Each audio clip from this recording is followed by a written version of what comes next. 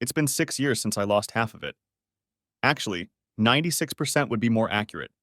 That was back in March 2013.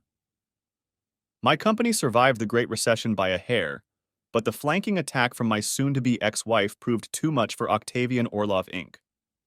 That was the name of the company I built from scratch and which no longer exists. My name is Daniel Orlov, by the way. Octavian became part of the name because I'm a big history buff. I also thought double O sounded good as an acronym. My parents immigrated to the United States from Eastern Europe before the Soviet Union collapsed. I was 7 years old at the time, my brother was 5, and my mom was pregnant with my sister. My parents came to the US on a tourist visa with less than $5,000 to give me and my siblings more opportunities and a chance at a better life. They didn't know the language and had no family or friends here, but that didn't discourage them. They felt they were pinned down and took a huge risk by moving to the United States. They burned all the bridges to their past and relative safety. I come from a family of risk takers. We had many years of financial struggle and hardship. For several years, we didn't get birthday and Christmas presents. Every morning, I saw my parents get up and leave for work, my father returning late in the evening and my mother in the middle of the day. At home, they were both well-educated people with relatively privileged professions. My father was a civil engineer, and my mother was a doctor.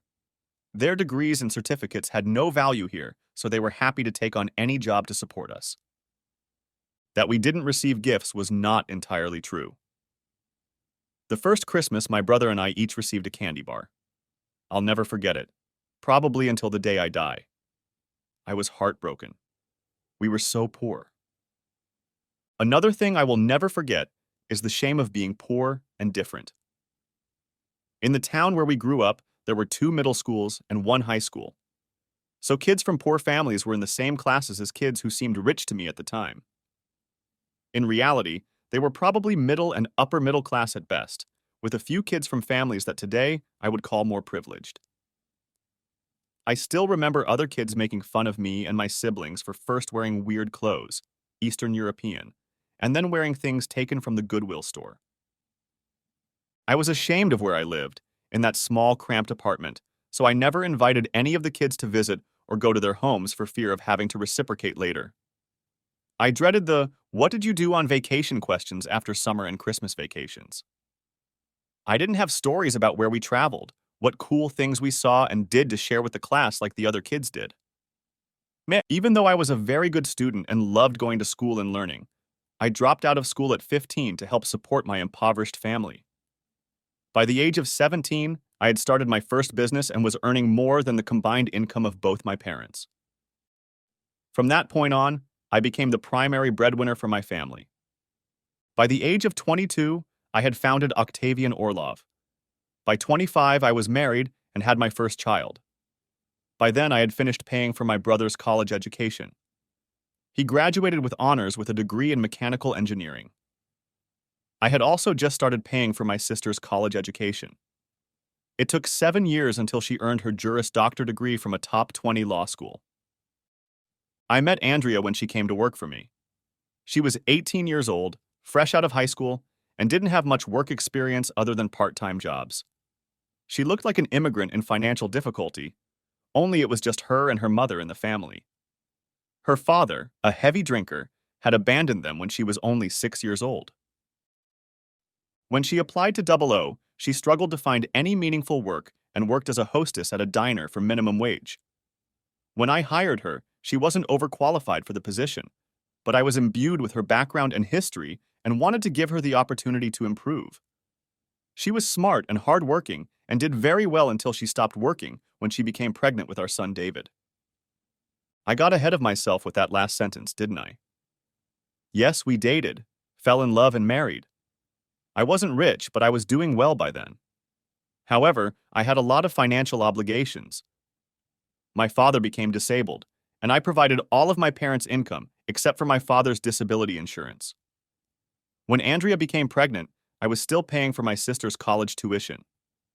With 3 families to support, a fledgling, fairly new business that required me to put as much profit into it as I could, we weren't on easy street. Yet we were doing well, especially for our age and humble origins. Let's move forward 10 years to early 2013. My company was already quite established. In almost every meaningful way, we had achieved the American dream. Double O had survived the first 5 years when over 80% of businesses fail, and had survived the Great Recession when many of my competitors had failed. In early January, my CFO and I estimated that the company was worth, at a conservative estimate, $50 million. A week later, I learned that Andrea was cheating on me. The moment I learned of Andrea's infidelity, I finally began to feel like I had it all worked out. Coming from a background of deprivation, shy of feeling different from the people I grew up around, I finally started to feel safe and felt like I belonged. I had a beautiful wife whom I adored, two wonderful children whom I loved more than life itself. Our daughter Sophia was born 2 years after David. Parents who were very proud of me and cared for me, and two brothers who were quite accomplished and successful. We had come a long way from that tiny one-bedroom apartment on Euclid Street. A declaration of war. Toward the end of the previous year, I began to feel that something was wrong with Andrea. She had always been there for me and the kids, but lately she seemed distracted. I was increasingly watching the kids alone on weekends, which didn't bother me because anytime I had off from work, I tried to spend with my family. So when she told me she needed time to herself and wanted to go out, I asked no questions and was happy to stay with the kids to give Andrea some time to herself. I realized too late that this was part of the problem.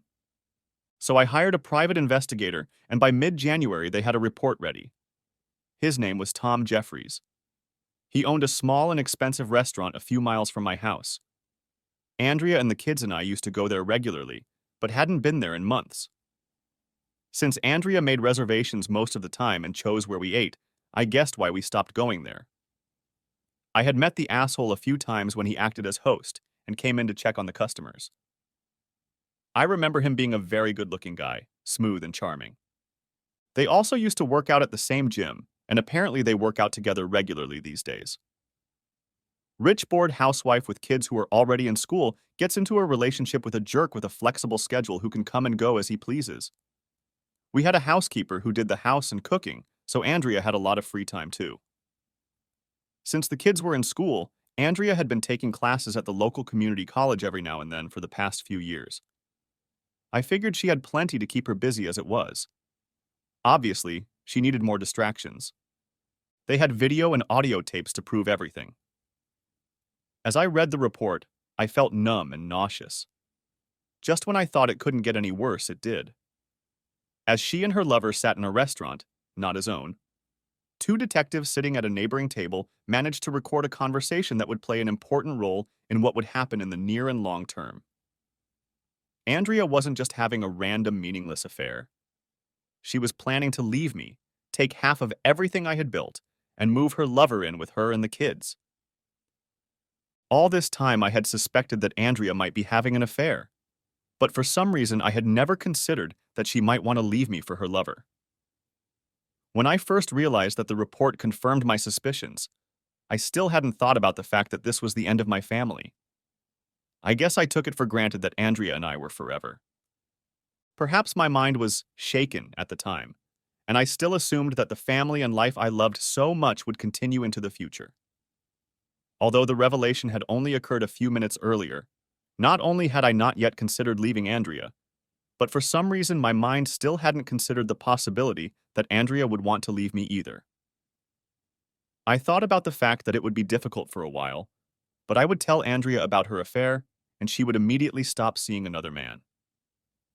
We would find a way to continue living together as a couple and as a family. But as I read the transcript of that conversation in the restaurant, I realized that for Andrea, this wasn't just a side job that she could easily give up and come back to me with apologies and remorse. She seemed to want to be on a new team, and I was no longer part of her future plans. They discussed a lot of things in that conversation. Apparently, their private time behind closed doors was too precious and meant to be fun. Planning and scheming was meant to be done in between. This lunch seemed to be one of those breaks. Besides the fact that Andrea was going to leave me and take the kids, she and her lover were planning to get me to either sell the company so that she would get her share of its value or have me take out a loan to buy it back. Andrea assured the asshole that there was no way I wanted to lose the company, so I would just take out a loan to pay her off. He agreed that it would be the quickest and cleanest way anyway. Bastard reminded her not to forget about half of our personal assets, alimony, and child support. It seems Tom Jeffries had found his retirement plan, and Andrea was it. I was just a sucker who was going to fund their future, but found myself excluded from the party itself. The conversation moved into an area that I had to reread several times to fully understand what they were talking about. Basically, the gist of this part of their conversation was that the divorce attorney Tom had found would convince the judge in the initial divorce filing that I was very likely to move company assets overseas, so all company accounts should be frozen. This involved a lot of risk for me because Double O was doing international business, and the company had international checking accounts that held funds in local currencies that received income from sales overseas and made payments to overseas vendors and suppliers in their own currencies. It was more profitable to keep the funds in the local currency rather than pay double the price of converting to US dollars and then back to the local currency. Finding out this information was a gold mine. I still had time to stop this action. Before I even finished the report, I called and set up an appointment with Sam Darling, my business attorney. He immediately set up an appointment for me. I thanked the private investigator, told them to stay on top of the case, and make every effort to relay as much of their conversation to me as possible. The private investigators told me that they could not listen in on their private conversations, especially those between my wife and her attorneys. They wouldn't risk their license for me. They were able to record this conversation because it took place in a public place, and it could be argued that anyone in the vicinity could have overheard it. However, the lead private investigator told me that I could always put a bug on my wife's phone and listen to conversations on my own without their involvement. He told me what app to use and how to do it. I thanked them and left the office to make an appointment with an attorney. Andrea wasn't just cheating and planning to leave me. She was planning to declare war on me. She planned to destroy and take away everything I had built and everything I held dear. First things first. I had long ago learned to break down what needed to be done into smaller, more manageable pieces and deal with the most important and urgent first. And the most important thing was to stop freezing the company's assets. The goons didn't realize that if they succeeded in getting a judge to approve the freezing of the company's accounts, there would be nothing left to divide the business. Double O would be out of business. I had suppliers, vendors, employees, and other bills to pay.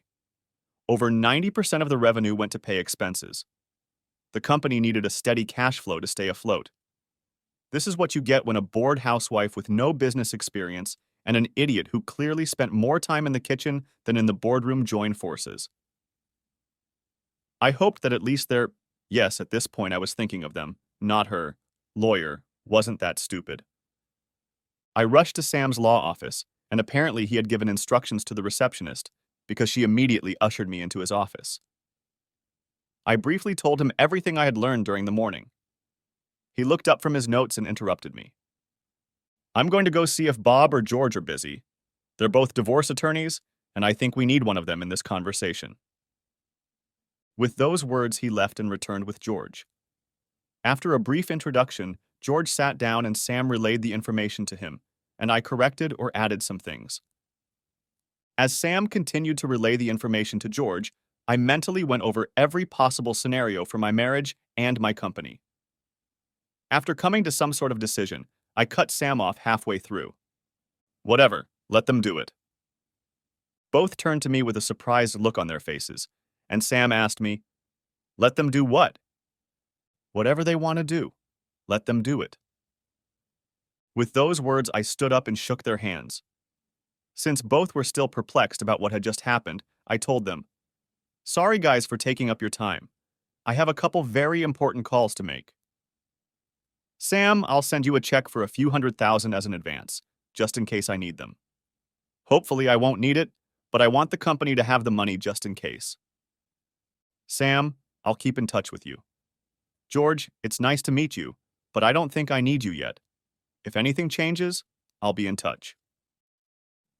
Being a fan of military history, I thought about the military moving supplies to multiple locations in case the main supply depot was threatened. The $300,000 I ended up sending to Sam as a down payment was in case Andrea did declare war and I needed to defend myself. With those words, I left their office and returned to my own. The first phone call I made was to Alec Panis. Taking risks and playing the ostrich. For most of my life, I have been a risk taker, and for the most part, I have believed in the goodness of people. I had two people's goodness to test, and I was going to take some serious risks. One, I was going to take the risk that, given all of our history and all that we meant to each other, my wife would soon come to her senses and come back to me. Two, I was going to throw a bone to Alex Panis. The best thing that could be said about Alex was that he was a prankster. Although he had no formal education, he was extremely intelligent. He had the same background as me. He was from an immigrant family and had dropped out of school early to help them. Now he was, among other things, in the business of bringing rich people up to speed. A couple years ago, I was introduced to him at a party by John Dalton, a very wealthy retired businessman. John had a high opinion of Alex and introduced me with the same pride that a father introduces his favorite child. John mentioned that he thought Alex would accomplish a lot and that he was a man who gets things done for people like John and me. But he assured me that Alex is more than that and that one day he will be more successful than he is. High praise from someone like John, but at the time I didn't understand how Alex could be used, even though I liked him immediately. He was friendly, witty, and very charismatic. I remember thinking at the time that not only could Alex sell ice to the Eskimos, but he could probably convince them to make it for him first. Last year, I ran into Alex again at an industry convention in Vegas. He had a booth with himself and a few hot models. I guess like everyone else, the beautiful women in tight, revealing dresses caught my eye, and I went to see what they were all about. I learned that he was an independent contractor working with my competitor to bring large clients to him for commissions. A few months after the convention, in October, Alex contacted me with an offer to do for Double O what he was doing for my competitor. He told me that the competitor he was working with owed him over $1 million in commissions, and they were trying to underprice their agreement. Apparently, Alex was much more successful than they had anticipated, and they were trying to renegotiate their agreement after the fact. This was very short-sighted of them, knowing how successful Alex had been in attracting large buyers for them. At the convention, he invited me to a party he was throwing in one of the hotel suites. There were several beautiful women mingling with a few invited guests. The guests were all men in my industry. He introduced me to one of the girls and then left. Now, knowing what my wife was doing, I regret not trying to seduce her, if, indeed, seduction was even necessary. Instead, after talking to her for about 10 minutes, I decided to socialize with the other guests and ended up leaving rather early. I hadn't accepted Alex's proposal last October. During our time together, I felt like I got to know him pretty well, and there were things to admire and like about him. However, there were also things that bothered me. It was obvious that he was very intelligent, thought outside the box, had the energy of a 10-man, and was an extremely talented salesman. On the other hand, I was a little concerned about how he was able to acquire clients. I didn't know anything for sure, but I felt a little uneasy about bringing my company to him and having it all turn against me in the end. I called Alex and he agreed to come over at 10 in the morning the next day. The next person I called was John Dalton. John was in his 70s. He was a very successful businessman that I was fortunate enough to be friends with, and he had more money than God. He was also a man who seemed to really sympathize with Alex and became a mentor of sorts to him. I had a lot to discuss with John, too. A little after 7 in the evening, I walked into my house with the full intention of playing ostrich. The only chance we had was for my wife to realize her mistake and willingly come back to me. Andrea acknowledged my coming home, but it was a hurried acknowledgement from the kitchen that dinner would be ready in a few minutes. Now that I knew what to look for, I realized that physically she was there for me, but at least when it came to me, she was just doing her chores. I wondered if there was still hope for us, or was I just a naive optimist? Playing the violin while the double O burns. Well, bet number 1 didn't materialize. On Wednesday, February 13th, I was served at the office. The timing was interesting. For the past month, I've been trying to get my wife back, but have only gotten a lukewarm response from her at best. I guess she found the idea of spending another Valentine's Day with me repugnant. She must have had conflicting plans for dinner the next night. Obviously, she canceled her date with me. I went through the paperwork and verified that the packet included a judge's order freezing all of Double O's accounts. The order stated that there would be a hearing before a judge in 30 days, at which time the freeze could be lifted and other matters discussed. In addition, I was to provide the other side with a long list of financial documents they requested. Interestingly, they did not impose any freezes on any of our personal accounts. I guess since Andrea had access to all those accounts, they didn't see fit to do that. Well, now I knew two things for sure. One, I'd really lost my wife. And second, that they had hired an incompetent divorce attorney with more chutzpah than business knowledge. The fire had been lit, and it was time to watch Double O burn. I called a meeting with the general counsel, COO, and CFO. Until now, they were unaware of my marital problems or the financial action my wife and her lover were planning to take against me. It was time to bring them up to speed. I explained everything to my top managers. John, the attorney, asked to see the documents. My CFO stated that we couldn't survive 30 days without access to the accounts, that no one would give us a loan under these circumstances, that we had already mailed out payroll checks and authorized electronic payments to those employees who wanted to receive their paychecks that way. The funds would be withdrawn from Double O's checking account the next day and received by employees on the 15th. We also made payments to vendors that will eventually be canceled, and that we have many more payments to make to vendors and suppliers over the next 30 days. My COO said that maybe we can explain the situation to the employees, and they will agree to an IOU until we get out of this mess. We need to explain the situation to the vendors and hope they continue to supply us in the interim. My general counsel added that we need to try to get an emergency court hearing so that the judge will grant a stay on the injunction to freeze Double O's accounts. I listened to all three of them and told them that I needed to think about what to do. I told the CFO that I would try to find funds to pay the outstanding checks, but I may have to lay off employees temporarily until hopefully this mess is sorted out. I asked my attorney how long he thought the emergency hearing would take. That seemed to discourage him a bit, but he said it would probably take at least a couple weeks, if not more. Then I said it was almost the same as an automatic hearing, to which he agreed. I pointed out that it is important that the hearing be held before the same judge who made the original decision, and he may not be the one we were assigned for the emergency hearing if he is not available. That could cause confusion and further delay the case. He agreed that that was a possibility. Then I turned to the COO and told him that we might have to wind down until this mess was behind us, but give me time to think it over, and I would let him know. The COO told me that if we can't supply our customers, they will go to our competitors. We have to maintain supplies somehow. I told him I was aware of this. Then, to their surprise, I abruptly called an end to the meeting and said we would reconvene the next morning. It was all in vain. I had already decided that I would let the Double O burn if my wife lit a match.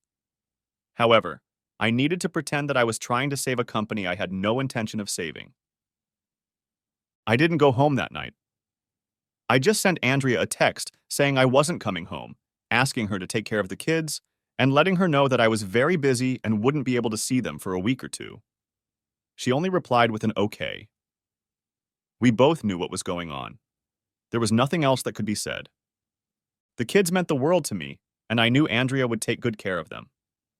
That was something I wasn't worried about. I had a fire to throw an accelerant on, and at the same time it felt like I was putting it out.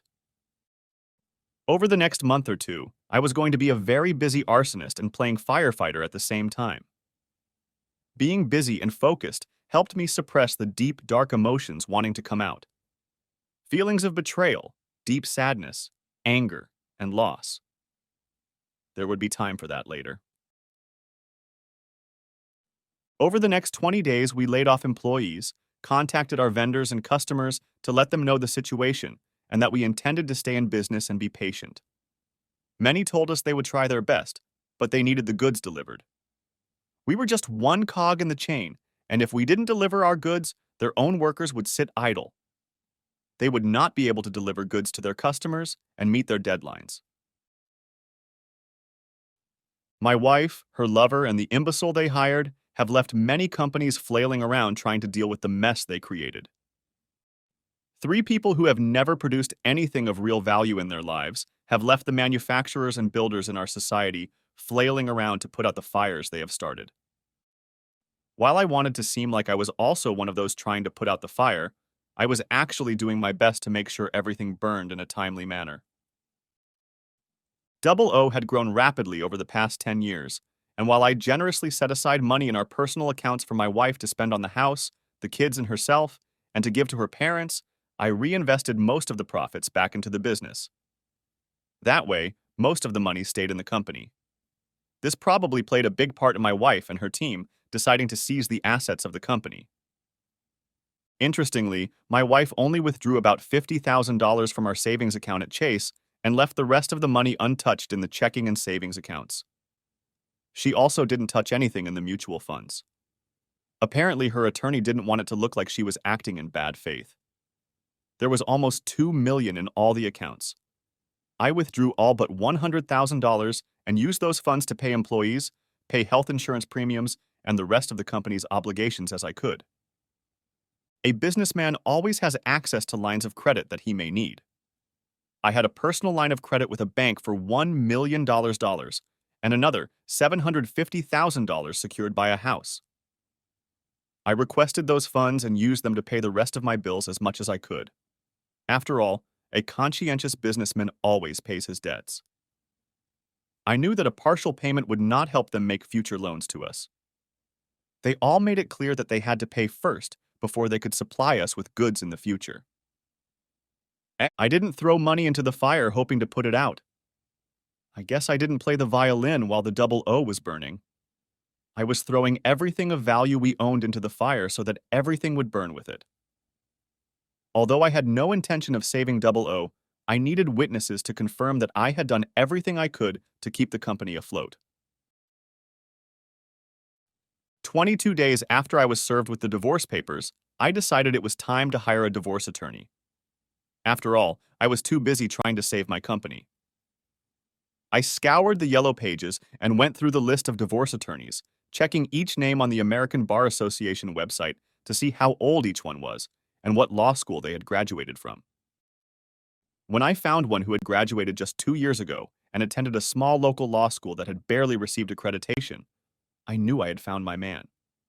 He only had one task to accomplish, and I hoped he wouldn't screw it up.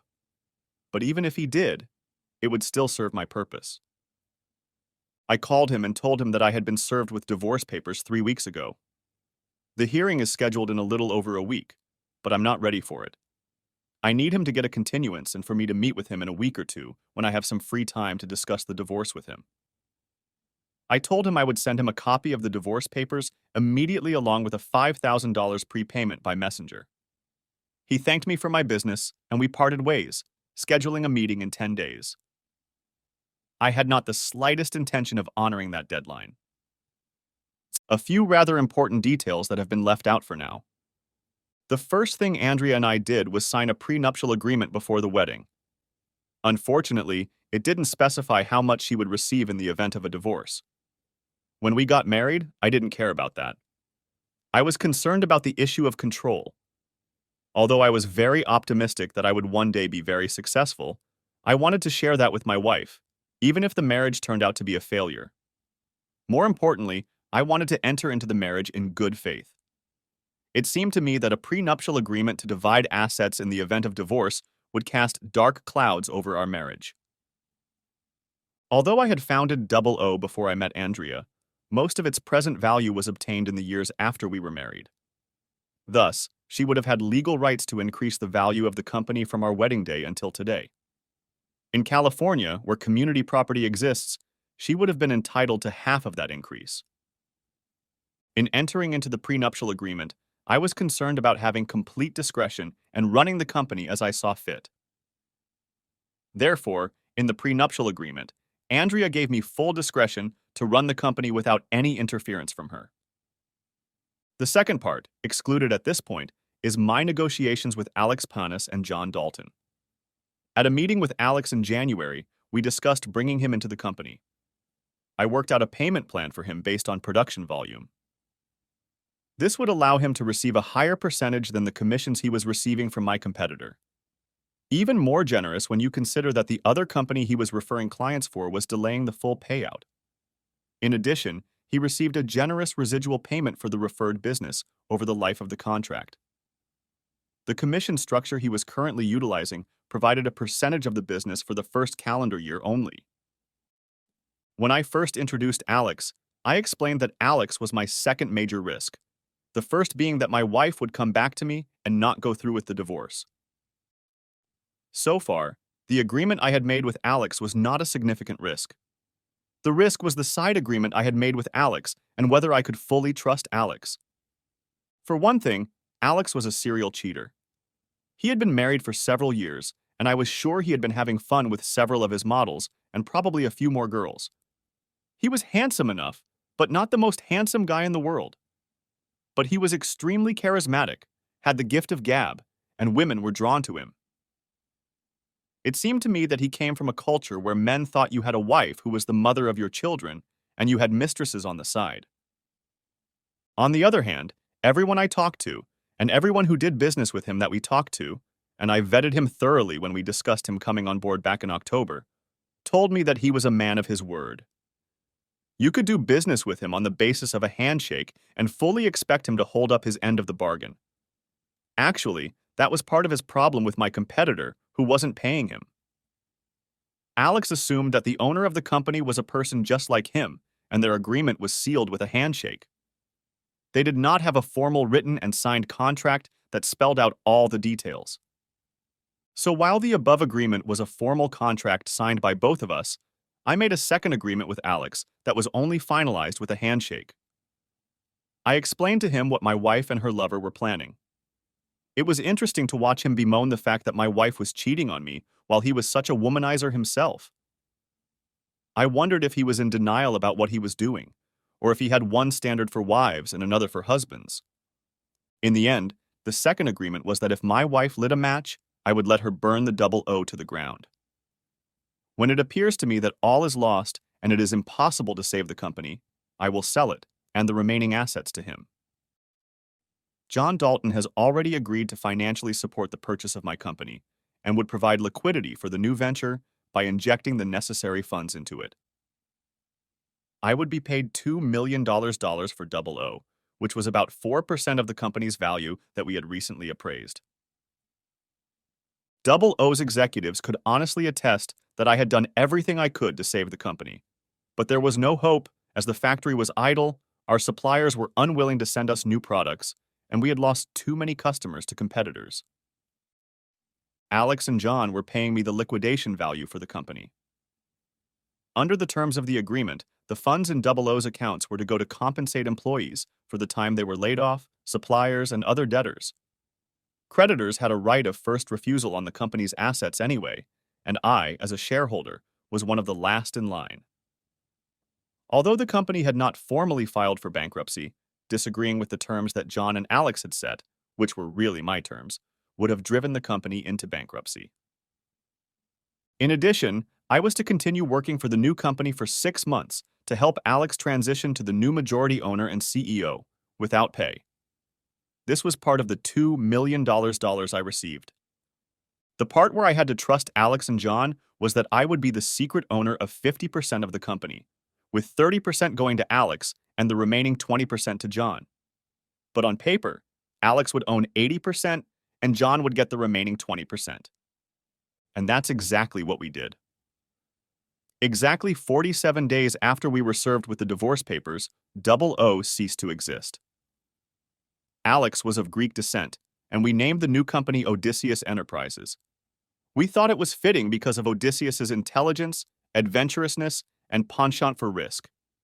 It turned out, quite by accident, that Odysseus was the one who invented the Trojan horse. Jerk. Another tidbit I missed was the asshole. The asshole had seen my kids and Andrea and me. We were all regulars at his restaurant. Not only did he know that Andrea was married, but that she had two small children. He wasn't some coworker who worked with Andrea 40 hours a week, and somewhere in there they bonded and fell in love with each other. He met Andrea's husband, me, and children, and still decided to seduce her and separate my children's parents. If he hadn't specifically intended to create this opportunity, it's unlikely he would have confronted her at the gym. He intended to seduce her. Regardless of how Andrea and I ended up meeting, I had decided back in January that the asshole would pay for his intrusion.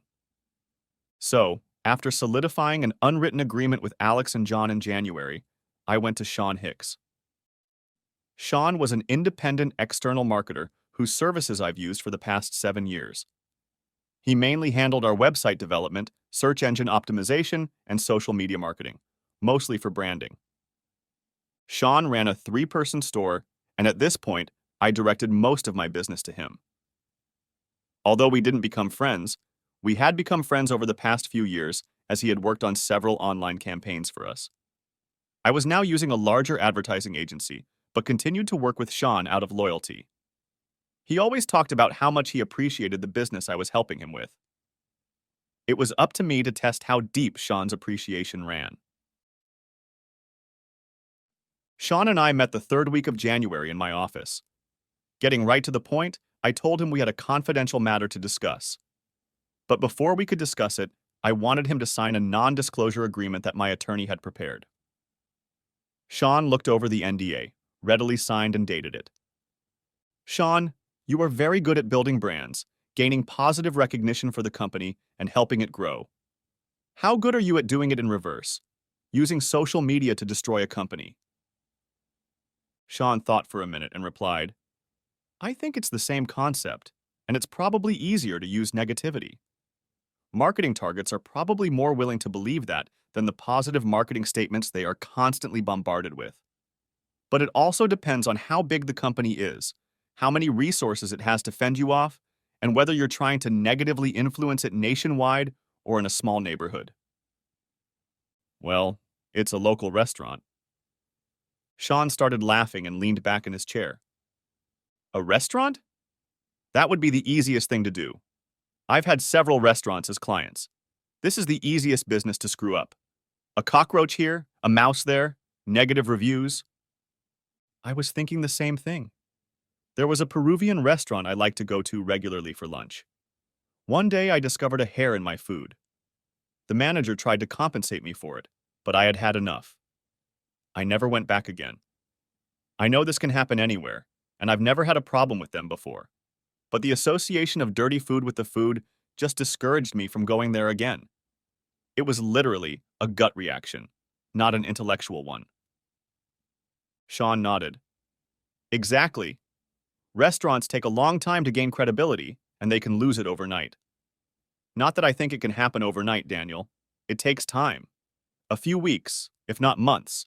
At least that's what I'm thinking right now. It's okay, Sean. There's no need to rush it. Honestly, if you can make it so that the restaurant slowly loses business and he keeps putting more and more money out of his pocket to try to keep it going, it'll be even better. I want him to drain all his savings and everything he has before he has to close the business. I gave Sean the name of the business. I explained to him what the owner was trying to do to me and my family. He understood and seemed to sympathize with my situation. Sean and I met about a week later, and he already had a strategy in place to take down the restaurant. Sean began like this. The first thing I needed to do was to start almost a dozen fake social media accounts. There are services that sell you friends or contacts for each of the various services. They are relatively cheap, but they make you look like a legitimate user with lots of contacts and friends. This will make our fake accounts attractive to other people living and doing business in the area, who we will want to befriend and who themselves have lots of friends and contacts on social media. The next thing I've already started doing and will continue to do is to reach out to legitimate influencers in the area, or just people who are using their social media accounts to try and draw attention to themselves and/or their business. It could be an attorney, an accountant, a bored housewife, an attention-seeking teenager, whatever. Many of these people have hundreds, if not thousands, of contacts. I approach them from fake social accounts and try to befriend them. They almost always agree because they see how many friends I have and think they can expand their social circle with my contacts. People with hundreds or thousands of friends usually don't even know most of them and accept friendship requests from all of them. Then we go to the friends of people on their contact lists and send friendship requests to them as well. We spread this out over time, targeting only a few requests a day from each contact source so that we don't attract unnecessary attention from either the social media companies or our new friends or potential friends. Of course, when people see that I have a new contact with thousands of friends, they will try to friend me as well. This will take anywhere from a few weeks to maybe a couple months or so for our purposes. In the meantime, I will send them local information about this or that business. I'll post some interesting facts about local businesses. Not too much so that they don't get pissed off about having too much information dumped on them, but so that we can back up when we start sending negative information about the restaurant. I've also started several blogs where I discuss and do reviews of local businesses. Eventually, an article or two will appear there with a restaurant review. That, and spreading rumors about a friend of a friend of a friend finding a cockroach in a particular dish, along with negative reviews spreading all over social media, should do the trick. Like you said, people are very picky about food, especially at higher-end restaurants. They will turn away from a restaurant much faster than any other type of business. My mind was already spinning 1,000 thoughts a minute as I thought of all the possible options. Sean, that's great. Just one thing. Make sure that if you're paying for something, use a gift credit card. You can get gift cards at the mall where you can put any name you want on them and they'll put it on the card, and you can use that name when you pay for something online. Use Mest Inc. Mest is the pronunciation of the word revenge in Russian. Make sure you always buy these credit cards with cash. If you've already paid for a blog or anything with credit cards, start a new blog with new credit cards. This guy is a shitty chef who now owns a small restaurant. He's not the FBI, but let's take basic precautions to cover our asses. I don't want to give him cause for a lawsuit. It's one thing if he knows I'm probably behind this. It's another if we provide him with evidence he can prove in court. Sean nodded that he understood. After Double O's accounts were frozen, Sam Darling continued to pay Sean for his services out of the fee I sent him. Bastard went after my family and my business. I didn't own Andrea, but I owned Double O's. I was going to make sure he lost his business and with it, hopefully, all of his savings. If Andrea and I had any chance of a future together, she had to come back to me willingly and choose me and us over the asshole. I wasn't trying to DU the asshole to try to change Andrea's mind. She needed to change her mind if the asshole was still an attractive option for her. I needed her to choose me, not come back to me by default or coercion. Confrontation. It had been 47 days since I filed for divorce, but Double O was sold. I was technically unemployed if working meant earning an income. Now there were other aspects of my divorce to deal with. One of the $2 million I received as payment for the Double O would go toward paying off the $1 million personal line of credit I had obtained. Thus, Andrea and I were left with a little over $1 million to split. My negligent divorce attorney had served his time, got a continuance, and was too green and incompetent to realize the need for a scheduled hearing to lift the asset freeze. It was time for a change of counsel. It was time to hire the best divorce attorney. It was finally time to counterattack. It was time to call George. Since the filing, I'd seen the kids on weekends, Andrea dropping them off at my parents' house where I'd pick them up. I rented a 2-bedroom apartment through Airbnb. It was the quickest temporary solution until I could find my own place. I didn't communicate with Andrea directly, and she didn't get in touch either. It seems that after 12 years of dating and 10 years of marriage, we had to communicate through intermediaries and strangers, our attorneys. George and her attorney set up a meeting in early April. As we entered Andrea's law office, I noticed Tom Jeffries sitting in the reception area looking through a magazine. He was trying to look disinterested and inconspicuous, trying to casually cast a glance at the magazine in our direction. His eyes and I met, and I stared at him intently without averting my gaze. We stared at each other for about 10 seconds before he looked away. I smiled inwardly, thinking, "That's it, bitch. You're a little boy trying to play a man's game." George, who hadn't moved while I scrutinized the bitch, chuckled slightly when Tom looked away. He rubbed my shoulder and said, "Let's get this over with." I hadn't seen my wife in almost 2 months. She looked well, but tired. Perhaps life hadn't been a solid rose for her either since the last time we saw each other. Maybe she felt guilty about what she was doing to me, to our family. Maybe she wasn't as sure of the right path to take as I'd heard on that tape a couple months ago.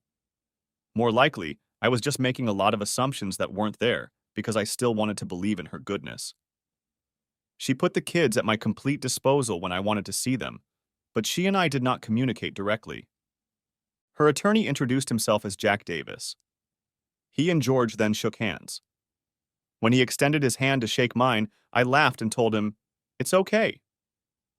I figured I don't shake hands with incompetent imbeciles, but he was about to find out soon enough. There's no reason to start a conversation with name-calling.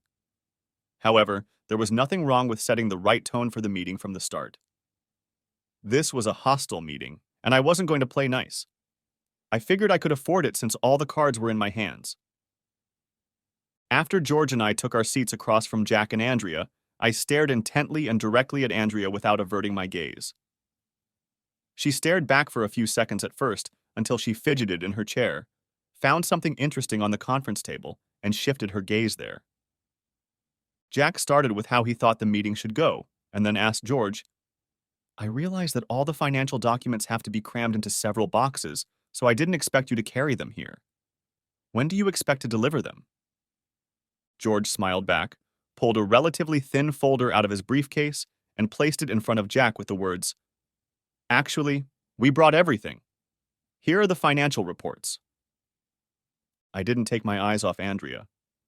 I had a very serious and stoic expression on my face as I stared at her intently. She looked up for a moment to watch George and Jack's interaction, and then glanced at the meager file folder. After briefly meeting my eyes, she stared at the same spot on the conference table again. She seemed nervous, her hands moving frantically. My behavior, or perhaps my very presence, was clearly making her uncomfortable. Jack paged through the papers for a few minutes, blushing, and finally asked angrily, "What the hell is this?" I thought Mr. Nice and Gracious went out the window very quickly. This brought a smile to my face. Little joys like that sometimes make life worth living. Jack must have noticed because he gave me a nasty look for a moment, making my smile even wider. Clearly unhappy with what he'd seen, he went back to looking at George. It looked like Jack and I didn't have a friendship in our future. George replied, "That's all. We can provide other documents if you specify what you need, but I thought we should start with what I just handed you." In the end, my client was forced to sell Octavian Eagles Inc. for $2 million. Andrea suddenly looked up and stared at me incredulously as soon as George said the word sell. I stared at her again, imagining my eyes drilling into her soul. The $1 million was used to pay off a personal loan my client had to take out to try and save the company because you assholes froze all the funds and had a fire sale of the company. So the $1 million will be split between our clients in the divorce. Excuse me, guys, I'm going to step in. George, you forgot about the $750,000 line of credit I had to take out on the house, which also went to pay off business expenses. There was already a $1.2 million loan taken out on the house. So this was in addition to that. Now it doesn't have to be paid back right away. It's a 5-year loan, so we have time to pay it off, honey. Honey sounded 80% sarcasm and 20% venom. Or maybe I got the percentages mixed up. I had to withdraw almost everything from our checking and savings accounts and mutual funds to try to keep the company afloat, since I didn't have the funds to run the business. So I'm afraid they're gone too, dear. I finished my statement, staring directly at Andrea again. But this time she was staring back again with a perplexed and shocked expression on her face. Andrea chose this moment to speak for the first time, and somewhat hesitantly asked, "What are you trying to do, Daniel?" "Well, honey, what do you think is going to happen when you freeze all of Double O's accounts? How was I going to pay all the suppliers, all the employees, all the bills? You might be surprised to learn that employees don't want to work for you when their checks don't clear, and you tell them you don't know if or when you'll be able to pay them. The same goes for suppliers. And customers aren't so understanding when you tell them you're sorry, but your lovely wife is having fun with another man, and she doesn't need you anymore, so she's frozen all company assets. That you don't know when you can ship them the goods they ordered, the merchandise they need to deliver on time so they can satisfy their customers. That moron in the lobby doesn't seem to be thinking straight, but I thought you had more sense than to freeze Andrea's Double O accounts. And I thought this imbecile knew better." I uttered the last phrase, looking at Jack with disgust.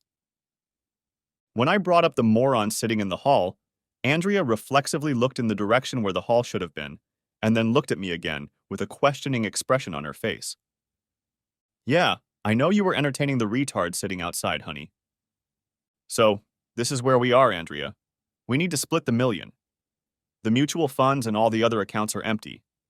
I had to use them to try to save Double O, and now I'm without income.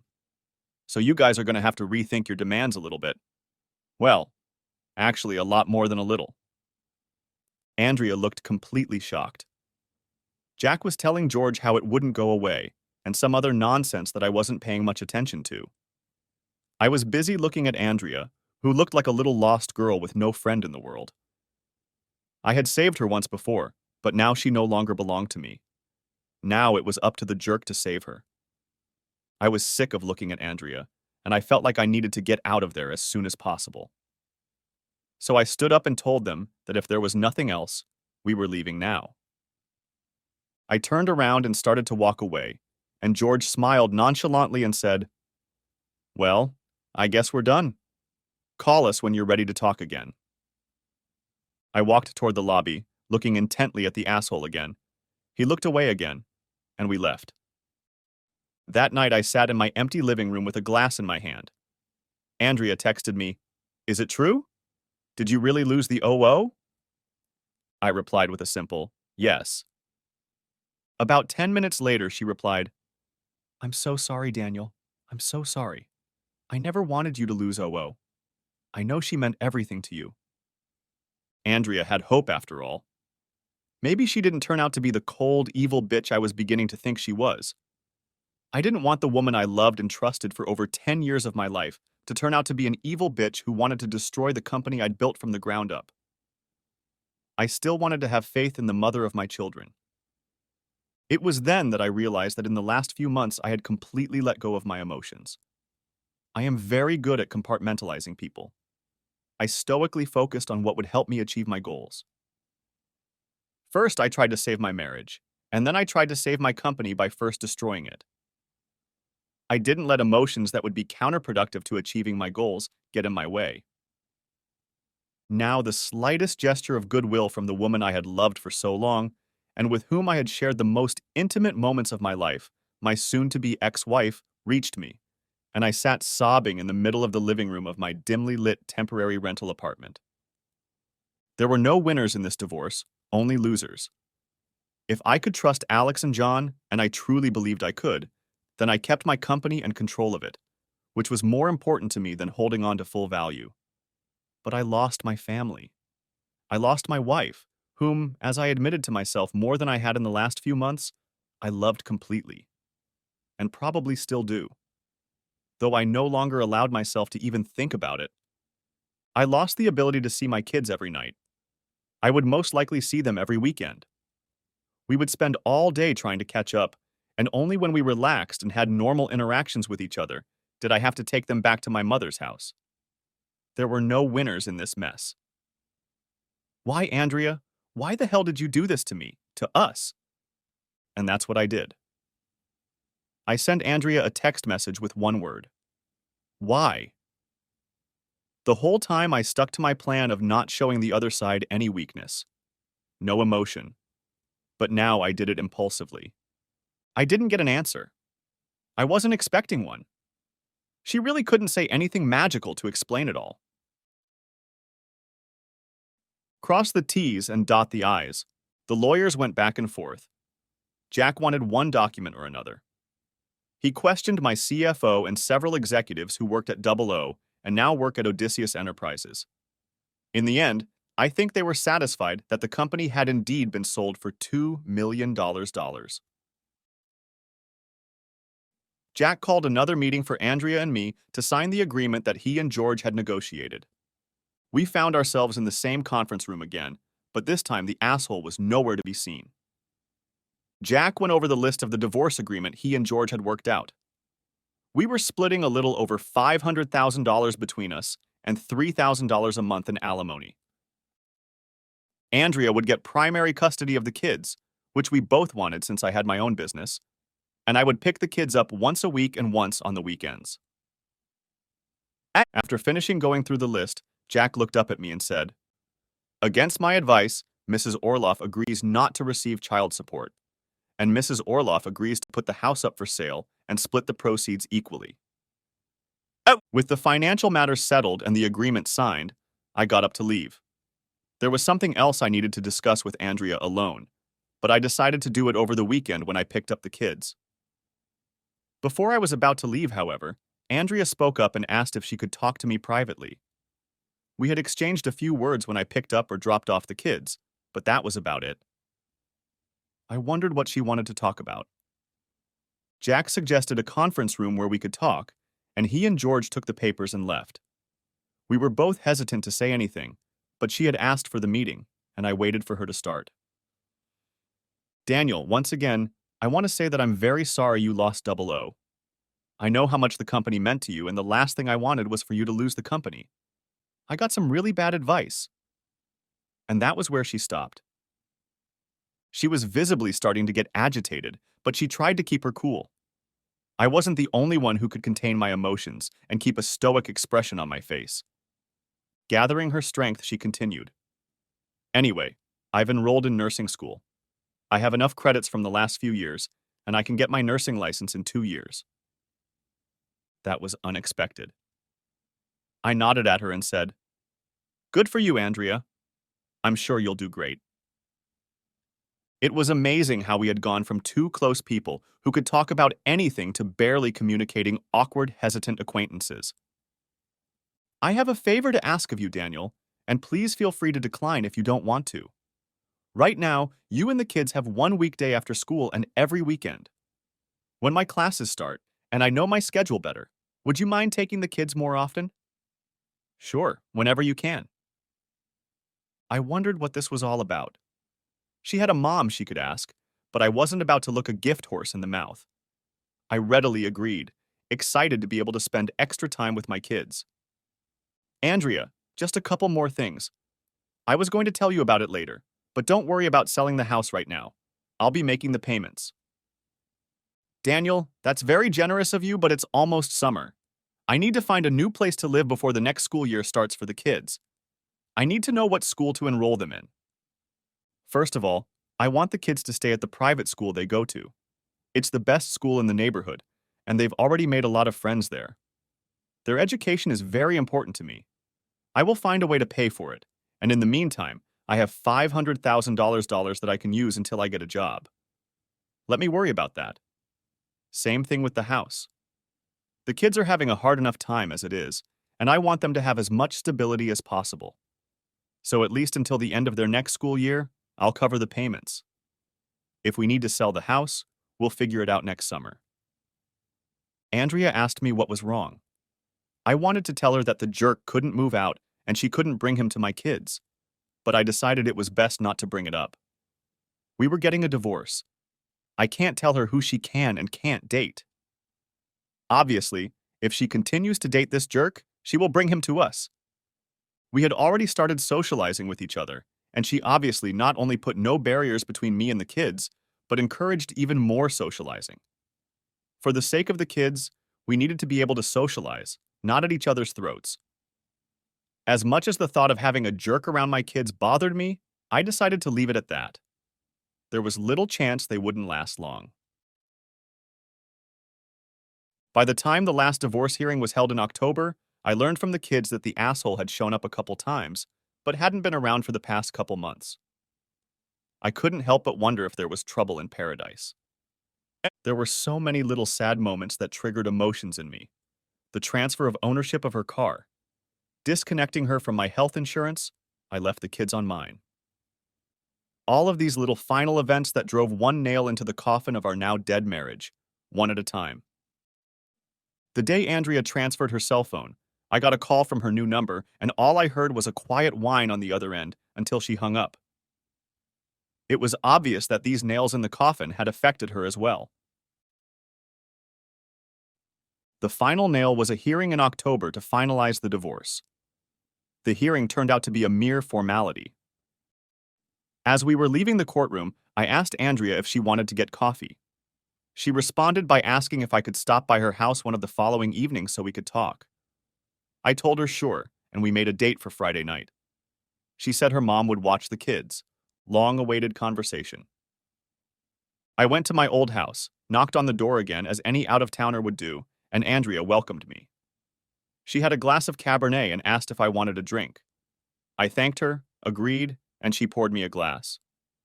As it seems now, in the distant past, we usually spent most of our time in the family room. But now we were sitting in the living room reserved for guests. We sat across from each other and sipped our wine. Finally, Andrea asked what I wanted to talk about when I suggested we meet for coffee. I smiled and said it wouldn't take long. I just wanted to tell her that I would continue to pay for the house and that I would be transferring more than the agreed-upon amount to child support. She had a sad look on her face and just nodded. We both fell silent, watching each other and playing with the wine glasses in our hands.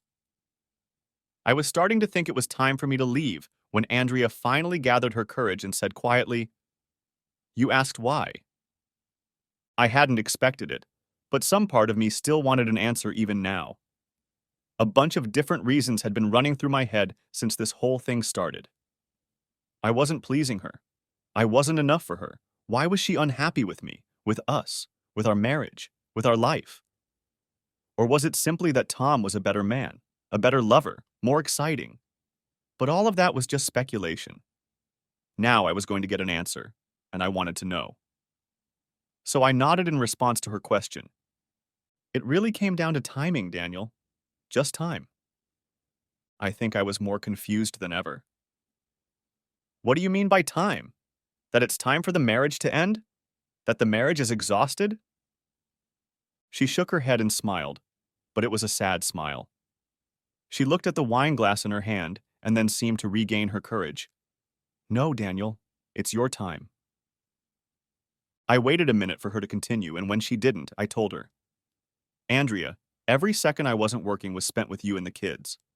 When we were really busy at work, I would drive home 15 minutes each way just to have dinner with the kids and see them for an hour before going to bed, and then go back to the office to finish whatever needed to be done.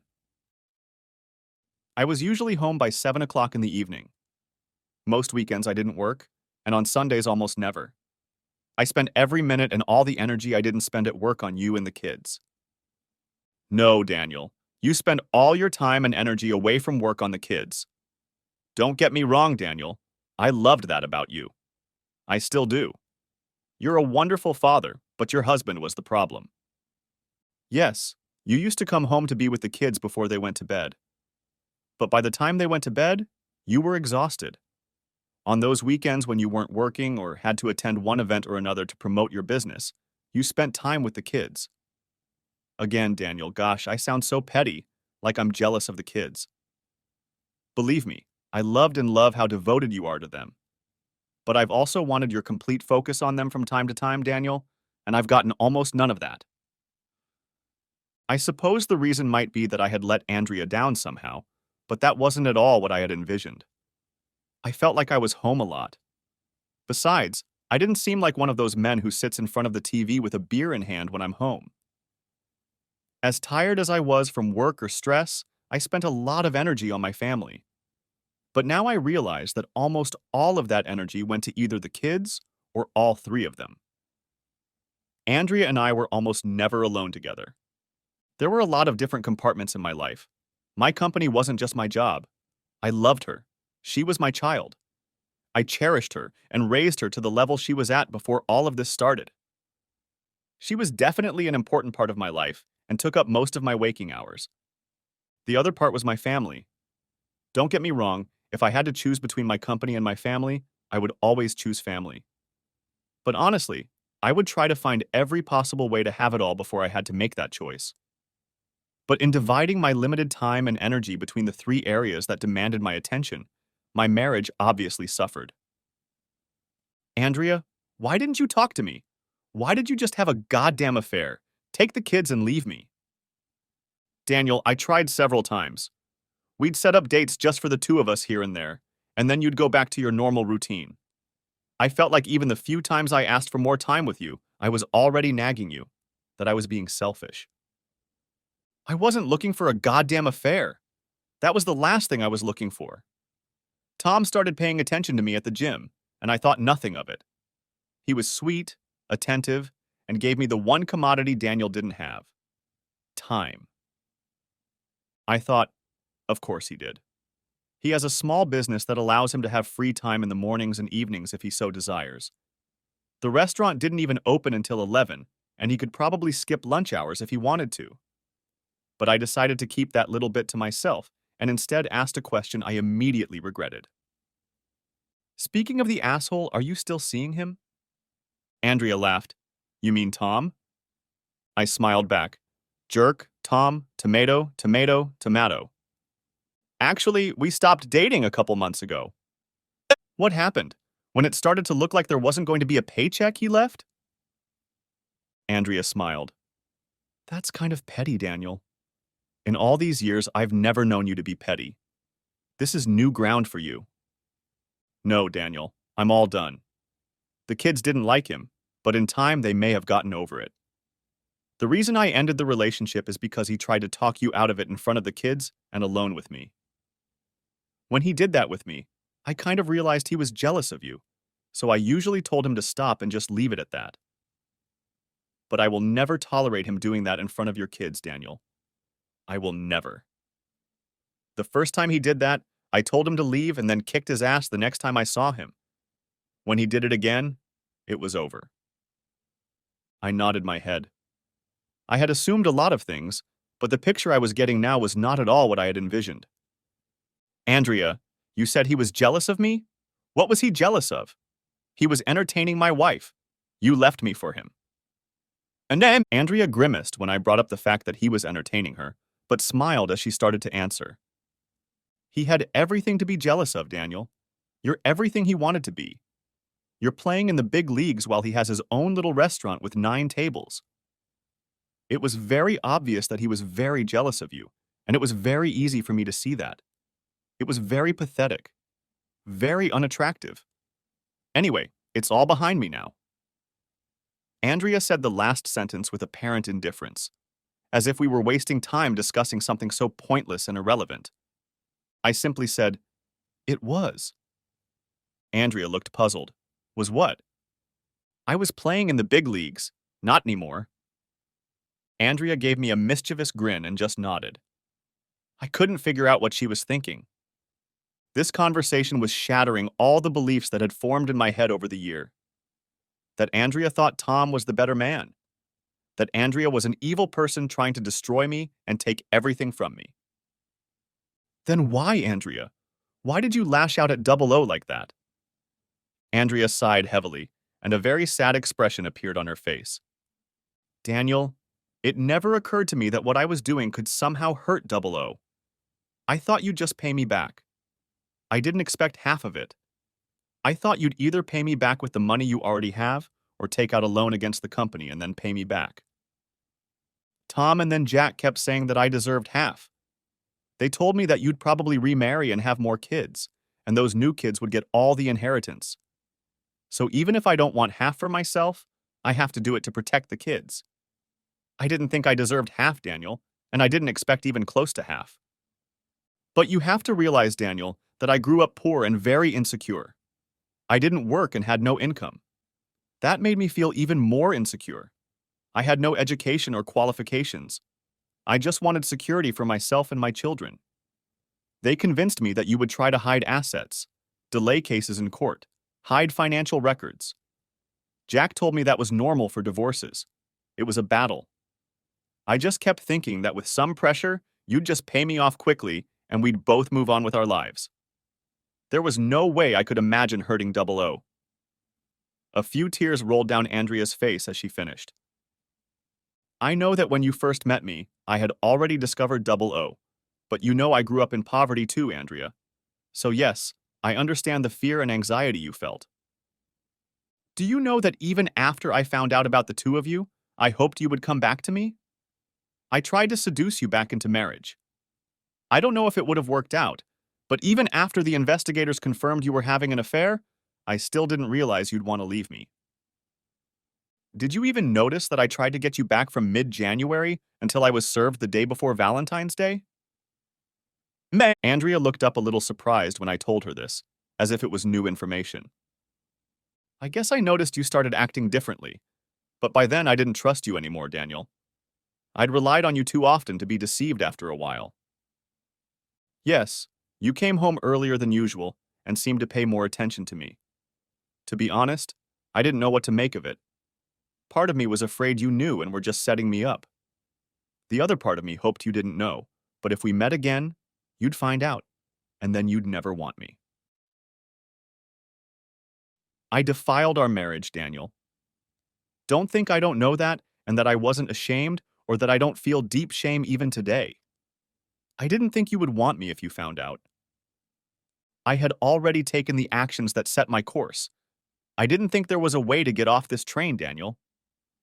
It's not that you wanted to be with an asshole instead of him.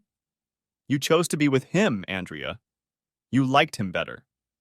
You were in love with him, and you're definitely not in love with me anymore. I think we were both a little surprised at the level of emotion and obvious insecurity I showed. Yes, I did like him, Daniel. I think I really liked him at one point. But I didn't divorce you to be with him. When I threw her an incredulous look, she continued. Daniel, it was actually more like the time and attention he gave me made me feel like our marriage was missing something huge. Yes, I liked him, and yes, I was drawn to him physically. He's a good-looking man, but I was like a moth to a flame from the attention and time he gave me. This man was making me the center of his world. He wanted to hear what I thought and what I had to say, not just wanted me to relay what the kids had done or said that day. That's what appealed to me the most. You know what's funny, Daniel? Breaking up with him was so easy. I made my decision, and it was final. I've never regretted that breakup or thought about it since. We both fell silent again, both clearly sad. You're right, Andrea. It all depends on timing. I accept my part of the responsibility, and I understand what you're saying, believe me. But there is another side to time, Andrea. The problem was also that you had too much free time. The kids were back in school. You had a housekeeper to cook and clean, and you had too much free time to focus on what might be missing in your life. I had different parts of my life, and I was happy as a clam. I thought we were a team. I was going on stage and making a living. A damn good living that allowed you to have so much free time to focus on what was missing in your life. Newport Beach trouble. I thought the plan was that I make a living and you take care of the house. We get together at the end of the day and become a loving, close-knit family that loves and adores each other and the kids. Andrea was crying by this point, and even though I was starting to get angry and a little defensive, I couldn't help but get upset about the whole screwed-up situation we were in. Look, Andrea, I'm really sorry. Believe me, I hear you and I realize I should have been more aware. But I think we're both right in that time has been an issue for both of us. Now that you've started school and will be paying attention to it and the kids and everything else, I think you'll understand my point of view on this. The people I see most unhappy are the people who have too much free time. A busy person doesn't have time to focus too much on their life and make themselves miserable. I couldn't help but think that the old saying that idle hands are the devil's workshop was not without meaning. After spending a few minutes trying to calm myself down, I felt I needed to assure Andrea that I had heard her. Believe me, Andrea, I see your point. I am not rejecting it. If and when I am in a relationship again, I will be very aware of it and will do everything I can to make sure it doesn't happen again. I really appreciate everything you've told me today. Still crying quietly, Andrea just nodded. We were silent for a few minutes, each in our own thoughts. Finally, I noticed Andrea move, lifted my head and saw that she was looking right at me. With the same mischievous grin on her face, she said again, "Daniel, I know you still have the double O, whatever it's called today." I immediately tried to adopt an indignant look to refute her words. "Look, Daniel, you're taking the loss of double O way too lightly. Double O was too important to you. I guessed you had to keep it somehow, but I told my lawyer to just get the divorce finalized. Don't worry, Daniel. I'm not going to go after you or reopen the divorce. I'm glad you're keeping the company. It kills me to think that I ruined it for you. I never wanted to ruin your company, Daniel, and I never wanted to come between you and the kids. You don't have to tell me if you kept the company. I pray to God that you did. Someday, I hope to find out that you've kept it, or you'll let me know. Eventually, I hope I'll know for sure that you did. In the meantime, even if there's nothing else to do but try to reduce the guilt of this whole mess, I'd rather believe you saved it. You're too smart not to figure out a way to save and preserve it all." I smiled and nodded at her. To her, it could mean that she was right, or that I was letting her think I'd saved him. That should have been enough for now. Back to the bastard. Sean had done an excellent job in my favor. Through his fake social media accounts, he befriended hundreds of people and businesses that lived and live in South Orange County, where we lived. And more importantly, where the restaurant was located. Each of these people had hundreds and thousands of friends and contacts. Thus, Sean had access to the eyes and minds of a significant portion of the local population. First, negative reviews from various customers began appearing one after another on Yelp and Google. Then blogs began to post bad reviews of the restaurant. All of these were pinned and shared on social media and then shared again and again by friends. Then comments began to appear about cockroaches and mice believed to have been seen in the restaurant. Sean told me that these posts, which appeared on fake social media accounts he had set up, caused something we didn't expect. Other people, seeing the rumors he had spread, began sharing stories of hairs they found in their food or problems they themselves had seen at the restaurant. We wondered how much of it was true and how much was a desire to get attention or to troll the business. Either way, it served our purposes. In the end, the coup de grace came from an idea from Sam Darling. Sam came to his restaurant for lunch to tour the establishment. When his food was brought to him and his customers, one of them said it was amazing how hearty the salad dressing and food seemed, but all the calories listed on the menu were so low. That got Sam thinking, and a few days later he ordered several of their salads with dressing on the side, as well as a few of their entrees. He sent them all to the lab to be analyzed. It came back that not only were the calorie counts off the charts, but more importantly, some of the meal sauces and salad dressings had underestimated the amount of fat by a third to a half. In health-conscious Newport Beach, this was big news. This information made it into the local newspaper. After they repeated the analysis themselves and received a report confirming our lab's findings, they wrote a front-page article detailing everything they had learned. Of course, Sean made sure that even those who didn't read the article were kept in the loop via social media. Confrontation with Bastard. A couple months after my divorce, I decided it was time to visit Bastard. By then, I had gotten used to the models that Alex kept around all the time, and was dating a few of them myself. My social life, at least, wasn't suffering thanks to Alex. I invited one of the girls I had been dating, who in my estimation was the most attractive of the bunch, to dinner. I wanted to make a particularly good impression that evening, to have her with me and in my company. I told her of the significance of the evening to me, and she readily agreed to help me in any way she could. We went inside, and I looked around. This place brought back bittersweet memories for me. It had once held happy memories of me coming here with Andrea and the kids, when everything was still innocent, and Andrea was still my loving and faithful wife. But those memories were overshadowed by the fact that this was where she had first met an asshole, and this was where the final destruction of my family began. And there was no one else in the restaurant, even though it was lunchtime. Every time I'd been here in the past, the place was lively, and most of the tables were occupied. There were no employees in the restaurant, so we just walked in and took seats at a table in the center of the empty restaurant. Bastard must have heard the sound of the doorbell when we first walked in, because he came out a few seconds later to wait for us. I didn't remember there being a chime by the door before. I guess it was a substitute for the host or two hosts who always stepped forward to greet and receive incoming guests. Apparently, at this point, he was both host, waiter, and owner. I wondered if he had gone back to preparing the food. He didn't notice who I was as he casually glanced at me before focusing on my companion. I'm sure that working in the restaurant business, he saw familiar faces on a regular basis and paid no attention to my person. I looked up at him. "We'll take a couple glasses of water. You can use tap." I'd order food, but I've heard terrible things about this place. But I've never believed rumors, so I've come to check it out for myself. With those words, I looked around the empty restaurant. The asshole looked surprised at first, but to his credit, he quickly came to his senses.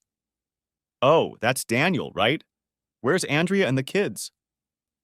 The familiarity with which he mentioned my now ex-wife's name, and the fact that he even mentioned my kids, almost caused him to get a kick out of it. But I definitely wasn't going to let this piece of shit get to me. I was here to gloat over the victory. The fight was over. The war was already won, even if the loser was still standing on wobbly legs. Tom, women come and go. I met Andrea when I was young and didn't have much going for me. Anyway, it was time to renew myself. Thanks to you, I was able to do that without feeling guilty about having to leave her. I looked at my companion at the word renewal. In terms of beauty, she probably surpassed Andrea. However, if Andrea hadn't done what she did, I would have chosen her over my companion without a second thought. A beautiful face and body is not an equal substitute for years of deep love and intimacy together. But business, that's a different matter. I hear you're not doing too well. I'd order something to eat, but like I said, I've heard terrible things about this place. Is that why it's so empty? Tom frowned, but managed to keep his composure, and thinking he had the upper hand, replied, "I think you're confused about something. I heard it was you who lost your business along with your wife. We're doing all right. You just came at a bad time." I confidently sat back down and said to the asshole with a smile on my face, "What you hear and what's true are two different things, Tommy boy. Andrea losing her share of the business is true, but that I lost business is greatly exaggerated." The way I said it must have made the asshole believe me, because his face turned sour and he looked like he was thinking. Our divorce was final, and although the divorce proceedings could be reopened if there was new evidence, I didn't think the comment I made to my wife's now ex-lover would be taken seriously by Andrea's lawyer or the court. Besides, there was too much factual evidence to the contrary. There's a big difference between believing something and trying to prove it in court. I didn't have anything else to say. I wanted to visit him again while he was clearly suffering and preparing to lose everything. I needed to see his once full and noisy restaurant, now empty and quiet. I needed to see the pain on his face. I also needed him to see the face of the man who had taken everything from him, just like he had tried to take everything from me. I have to go now, Tommy. Next time, don't start a war with an opponent who is much smarter than you. Sun Tzu once said, "Battles are won or lost before the battle even begins." You were too stupid to realize that you couldn't win this war, and you didn't realize how much it would cost you. When you go back to working long hours behind a hot stove as a cook in someone else's restaurant, think about that and me, Tommy boy. I got up to leave, and this time the asshole threw me a baleful glare. I smugly smirked back at him, looked around and said, "I wonder what kind of restaurant will be here in a few months." I looked at my companion, who also stood up as I stood up, and with a smile on my face, I told her, "Whatever it is, we should definitely try it." With those words, I walked out feeling the asshole's stare behind me. The restaurant went on for another couple months. I heard that he lost all of his savings and borrowed extra money from friends and family to try and keep the restaurant afloat. This undermined many of his close relationships. I thought about how useless it is to throw good money at bad. It's like throwing money on fire. What kind of businessman would do that? 5 years later, and a look back, I ended up being right about Alex. After the divorce, he hired me as president of the company at a generous salary. In addition, after paying income taxes, he would send my share of the profits to an offshore account.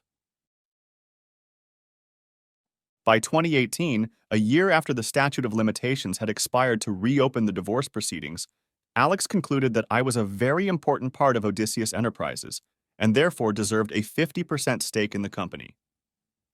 This, of course, was the official public statement to the agreement we made back in 2013. Alex has also been a tremendous boon to the company. By 2018, thanks to our combined efforts, the company's revenues and profits had more than quadrupled, and the company was worth over $200 million. Saving most of Double O's existing customers wasn't that difficult. They didn't have a lot of time to find new suppliers, and even those who had already left hadn't had time to establish any meaningful relationships with them. They realized that what had happened was an anomaly, and that now that everything was cleared up, things would go back to normal. All payments to employees and our vendors were made first from the unfrozen Double O accounts, and then from funds that John Dalton had provided. For a time, suppliers required cash before shipping goods, but after a year, we were able to go back to purchasing on credit. I have always believed that I have an unusually high amount of energy and can fully function on only 4 hours of sleep.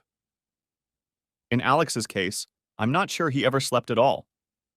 We managed to buy John Dalton out. He had been getting his share of the profits for the last few years, and as a buyout, he agreed to 120% of the original funds he put into the new company. John was happy with the profit he made, but he did it mainly to help the two of us. So now Alex and I each owned 50% of Odysseus. I met and married a woman who herself had 2 children. All the kids got along with each other. She loved my kids and I loved hers. She and Andrea even became friends. I took Andrea's claims to heart, so I made a much greater effort to focus on this marriage as a separate entity from the children. Even though we now had 4 children instead of 2. But Beth, my new wife, was also different from Andrea. She seemed to need less from me than Andrea did. Perhaps it was because everyone was older, including Andrea, and needs change over time. Beth was almost 40 when I first met her, and Andrea was only 18 at the time. Andrea became a nurse a few years ago and is now a working mom. She started a relationship with a fellow nurse, and last year they got married. About 6 weeks before Andrea married John, I stopped by to pick up my kids late Friday night. John was waiting on the porch of my old house and came up to my car as I was getting out of it. He asked if he and I could have a drink and talk and get to know each other better. I must have looked at him strangely because he added, "If it was the other way around, I'd like to meet the person who will be living with my children."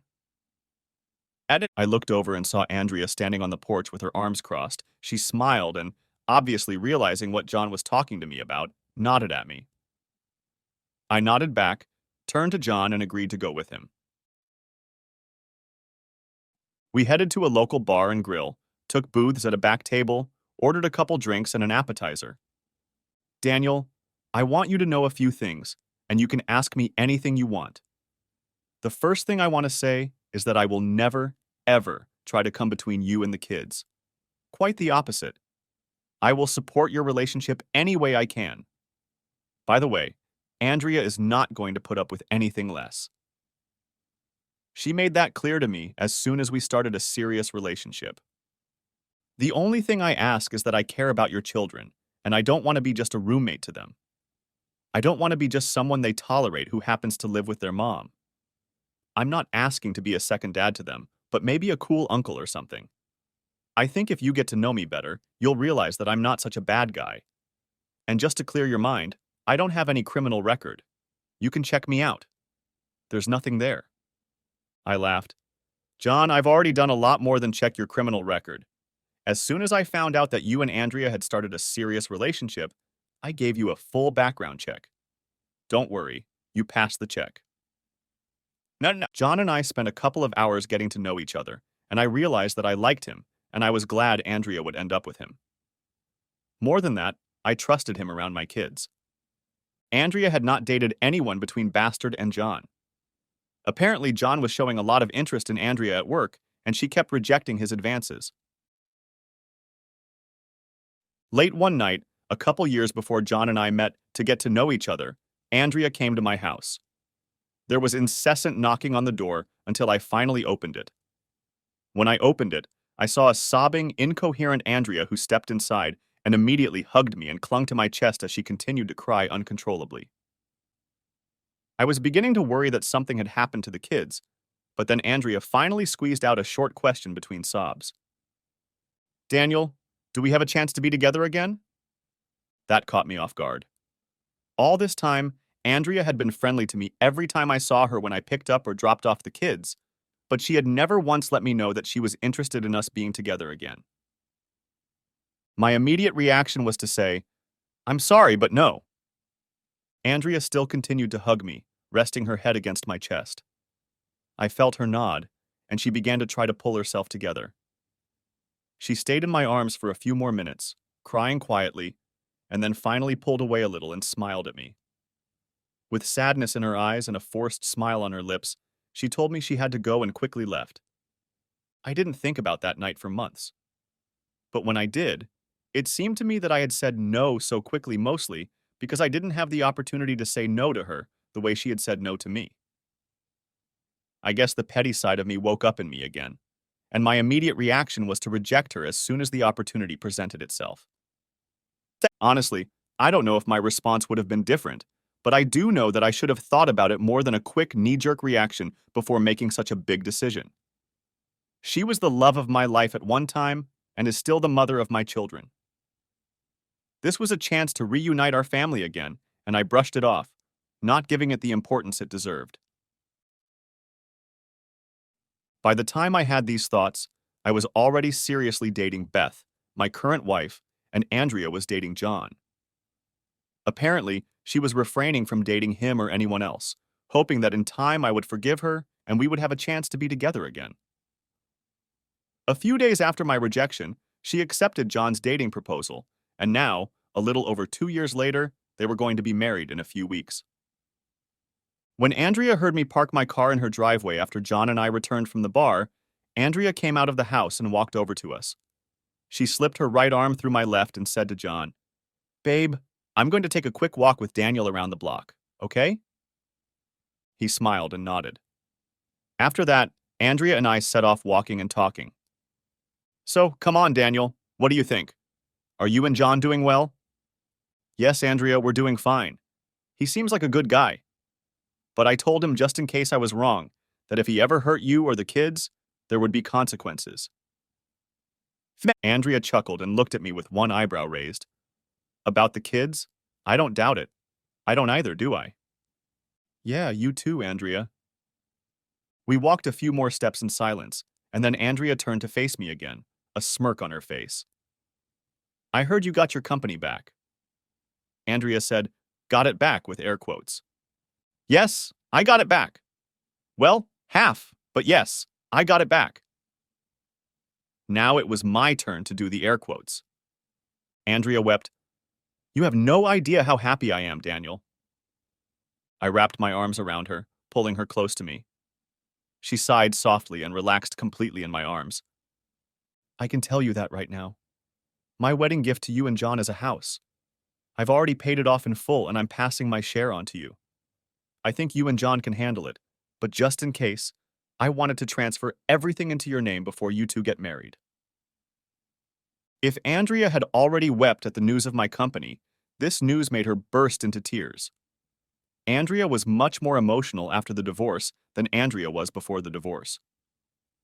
It took a few minutes of holding her in my arms and quietly shushing her, trying to calm her down, before she started to pull herself together. I knew you loved the house, Andrea, but I didn't think you loved it that much, I said jokingly, trying to make her smile and brighten the moment. She pulled away from me, but still remained in my arms. She looked up at me and frowned incredulously. You think I reacted like that because of the house? You think I care that after the kids leave, John and I will have to sell the house and split the profits with you?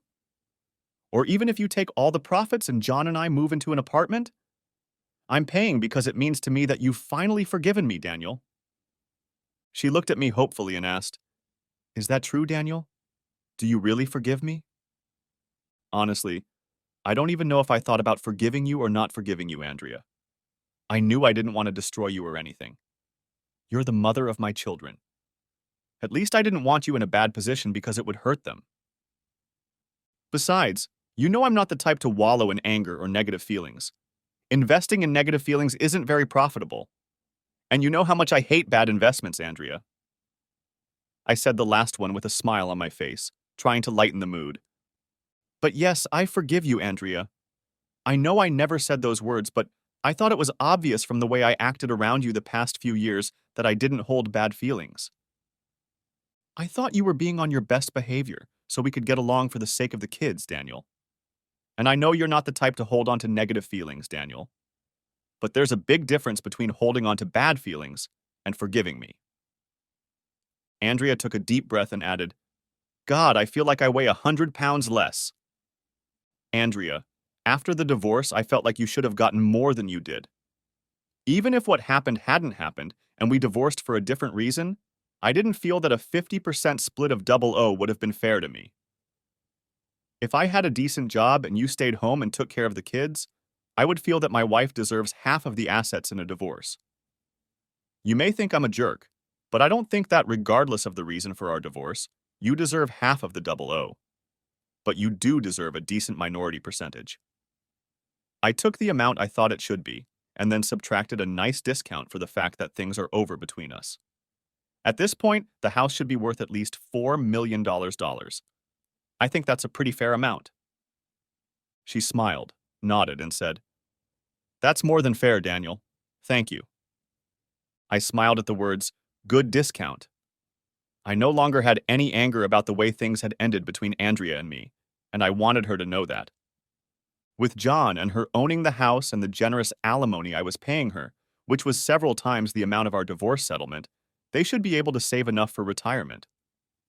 While I felt it was fair to discount a certain amount for Andrea ending our relationship, I had another, less selfish and meaningful reason. Andrea had found her calling in nursing. She was passionate about what she did, and it gave her a purpose for her life outside of her children. I didn't want her to even be tempted to go back to idleness again. I pulled her to me again and hugged her tightly, and this time she began to cry quietly into my chest. When we got back to the house, I put my arms around Andrea's waist, pulling her close to me. John looked at her, and it was clear that she was crying. He looked at me with a raised eyebrow, and I told him it was okay. Andrea noticed this and smiled at John. She went over to him and gave him a hug and told him she would tell him everything later. I thought what John had done by asking to talk to me was such a great idea that I decided to do the same with my new wife's ex-husband. He turned out to be more hesitant than I was with John. It took a few more tries, and while we didn't become friends like John and I did, we were at least in the range from polite to friendly. And that's all I cared about. For all the adults to get along with each other for the sake of the kids. Andrea and I were getting along again, though now separately. We tried our best to shield the kids from the negative effects of the divorce. To be honest with myself, I think Andrea is happier now than she was with me. Perhaps happier isn't quite the right word. The point is that she is more content. Finding a career that's meaningful to her has contributed a lot to that. And John adored her. He would go to work, put himself out there, and afterward devote himself completely to her. She seemed to feel more comfortable and less anxious these days. Perhaps it was all due to maturity and age. We all get more and more comfortable as we age. I, too, learned from my mistakes with Andrea and made sure that the second time around, my wife and I had plenty of date nights and time alone with each other. Andrea and I married young and then found ourselves consumed with life and I with my company. I guess I was in survival mode from childhood and kept a laser focus on my business and career. We both learned valuable lessons and hopefully won't make the same mistakes again. And hopefully we are now wise enough to recognize other mistakes sooner and learn how to communicate better with our spouses. When I was married to Andrea, I took for granted that we would always be together. But each of us has a chance to turn things around, and it all depends on what you make of it. Who knows if I'd be happier if Andrea and I were back together? Or would Andrea have been happier? Once I made a decision, I always lived with it, and never looked back wondering what could have been. Besides, I was too damn busy to worry about such things. The end.